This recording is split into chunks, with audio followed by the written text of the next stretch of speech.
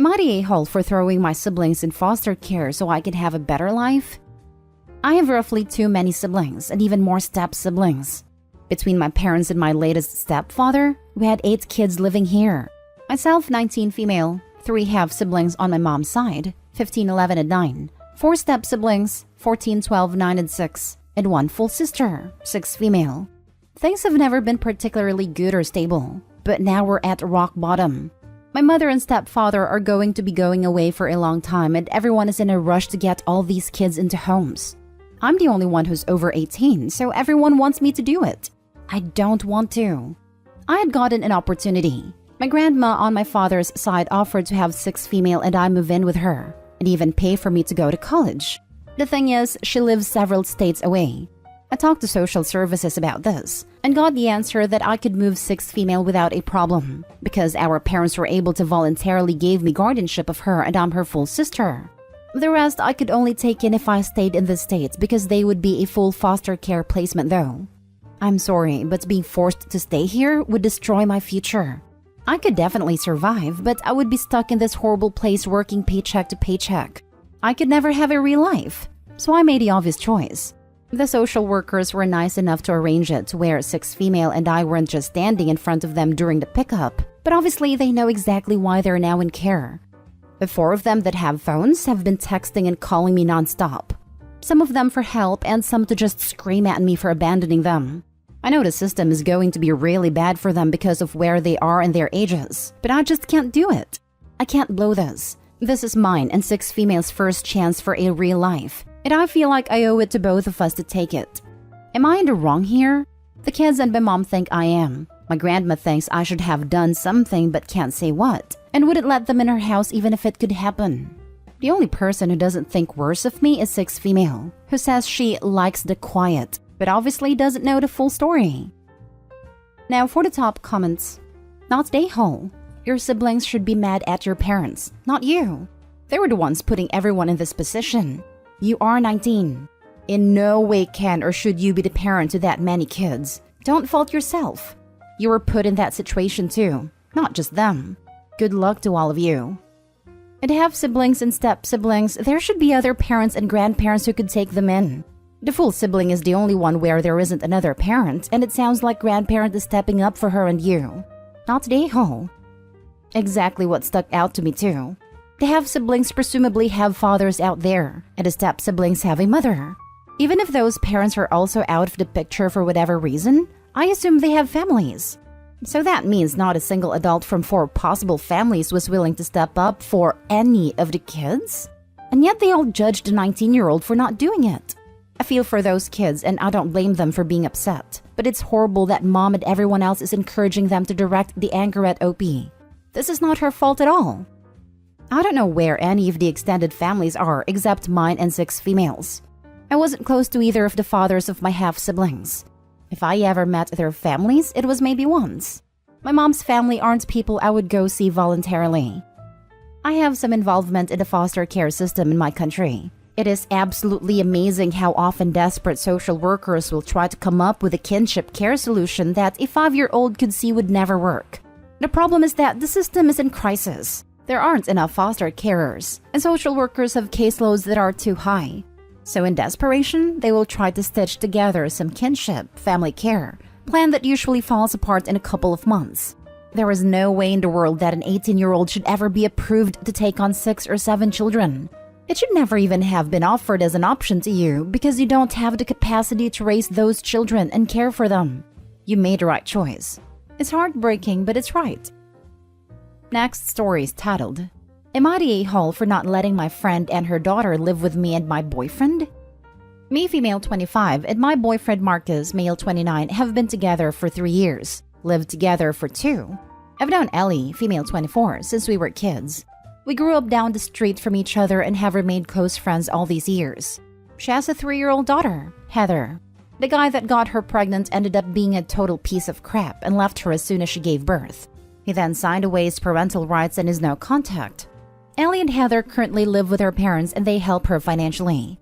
Ellie's family is from France and her parents have moved here before she was born. They decided they want to move back to France next year so they can be closer to the rest of the family. Ellie wants to stay here, but she's not financially stable enough to live on her own. Marcus and I bought a 3-bedroom house to move into in January. We wanted the extra space so we could have room for our 2 dogs, and we will use the extra rooms as a guest room and an office since I have a hybrid job. An office half the time / work from home the other half. Ellie asked if her and Heather could move into the guest room for a couple years while she saves money to get her own place.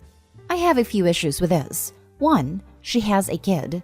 Nothing against Heather, she's a sweet girl and I've babysat her a few times. But me and Marcus are child-free, so we don't want to have to change the way we live to accommodate one. Things like child-proofing the place, potentially being woken up at night to a crying kid are things we just don't want. 2, Ellie isn't trustworthy with finances. She doesn't make moves to better her life. Her family paid for online college classes and she failed out. They pay for childcare while Ellie works but she keeps quitting jobs. She spends money on new clothes for herself instead of saving, etc. She does not contribute to bills or groceries for her parents whatsoever. Basically lives there for free. 3, Marcus and I just want our own space for us and our dogs. And we've worked really hard to save up the money for this house, and we just want it to be for us. 4, it would be for at least a year or 2. We wanted a guest room for friends and family to be able to stay with us when visiting, but only for temporary stays, like 1 to 2 weeks max. Marcus agrees with me on all these points. However, Ellie called me in tears saying that she has no other option, and that she wants her and Heather to stay in the US but can't do it alone. She practically begged me, saying that I was an a-hole for having all this extra space, and not using it to help her out of her situation when we've been friends for so long. She told me if the situation was reversed, she would do it for me. I don't want to have to see her move away and be unhappy, but the whole setup would just make us uncomfortable. Am I the a-hole? Not the a-hole at all. Those couple of years would basically be you with a child you didn't sign up for. And honestly, it would probably end up a lot longer than a couple of years. It's her house. You decide who stays and who doesn't. And her lack of planning is not your emergency. Ellie has other options. Either get her act together or move back to France with her parents. Not stay home. Right? She's acting desperate. But she has a home waiting for her in France if she's unwilling to not be a lazy flake. And it sounds like Ellie hasn't paid for rent, utilities, childcare, or food in years. She should absolutely have enough money saved to put a deposit on an apartment or something. This begs another question. Who will watch Heather while Ellie is at work or out? I'm assuming she will want Opie to watch the kid when she's working from home. If Ellie can't support herself and her child, she needs to move to France with her parents. Not expect to get the same treatment her parents give her from her friends. That is asking way too much of Opie and her husband. They may be lifelong friends, but it's not their responsibility to support her. Not the a-hole. Ellie has had months / years living with her parents to better her position and hasn't done so. Even though he signed away his rights, she could pursue the father for child support, but presumably hasn't done so.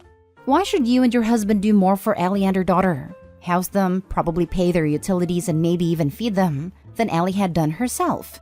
If you let her move in, Ellie won't save. She'll just spend her money just like she always has.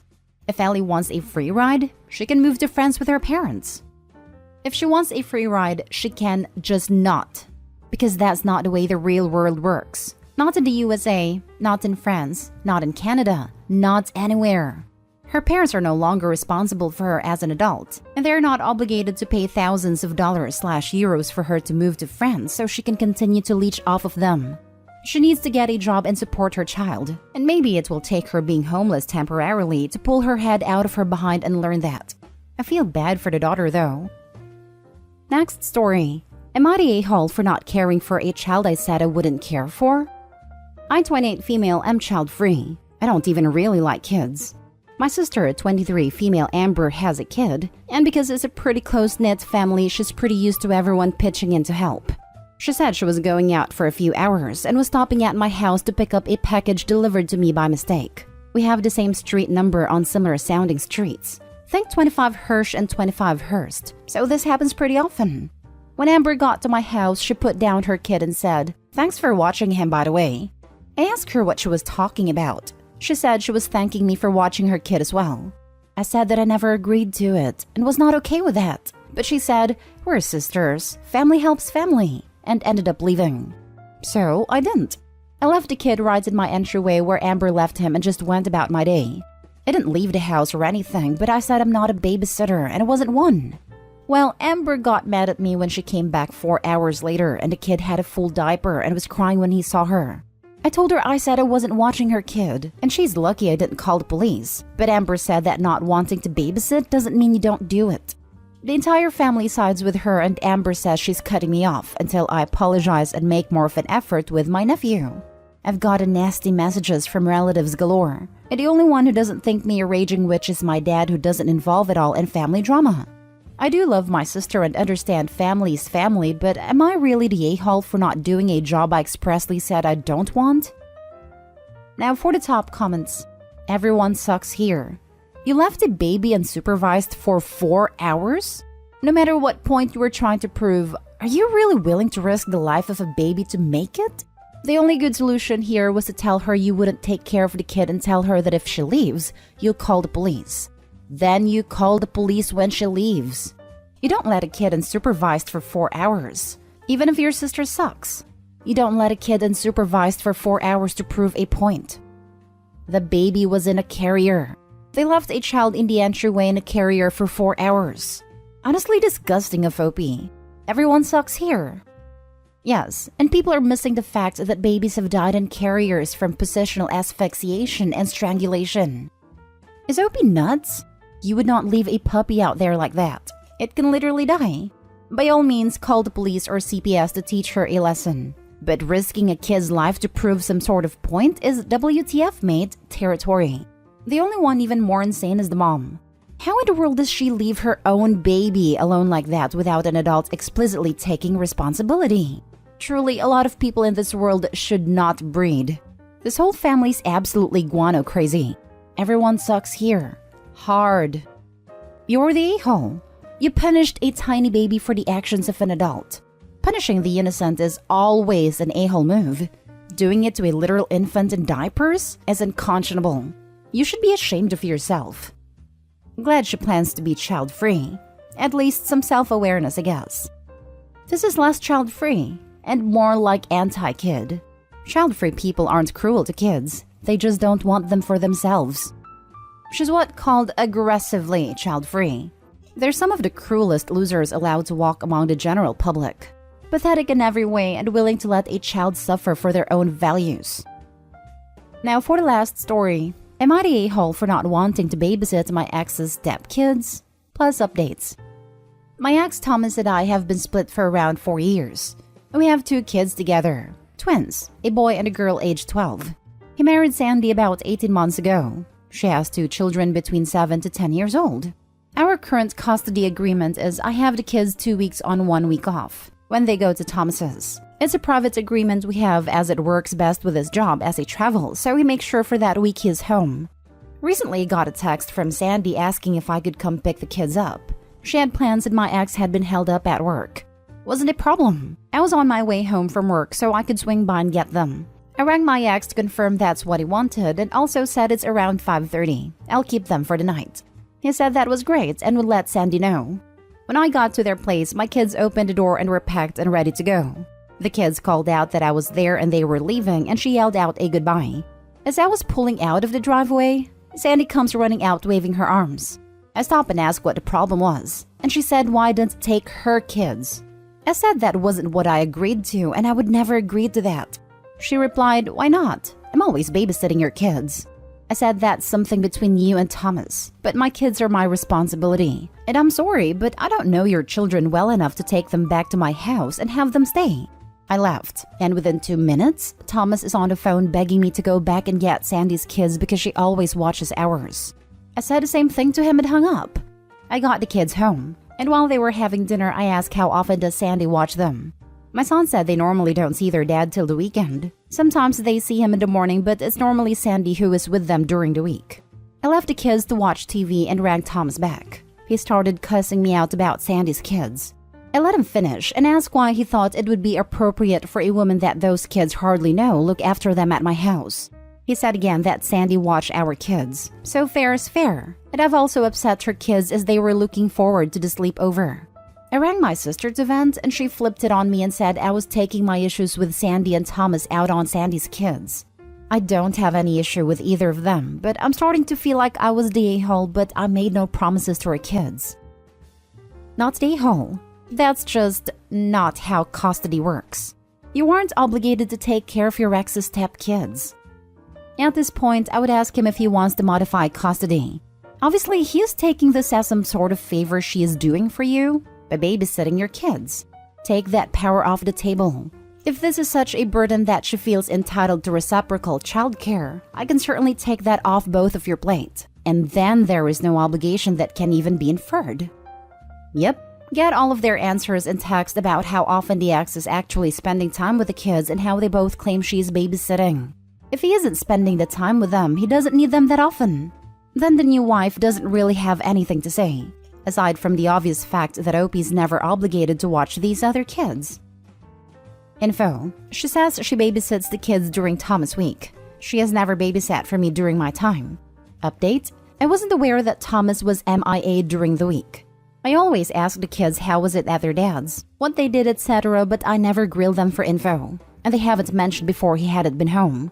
I also don't want to go guns blazing to my lawyers and changing our custody agreement. In our country, not America, it's very common to have private agreements done with our lawyers and not in front of a judge. I have messaged Thomas to have a catch-up about the kids. Info. For everyone asking about right of first refusal, this is not a law in our country. Final update. Thanks for all your comments. I've just gotten back from a catch-up with Thomas. We have agreed for right now I'll have the kids full-time and I'll have them every second weekend. But I have also made him agree that he'll take them out during the week twice a month. And when his work settles down, we will go back to the original agreement with him being at home.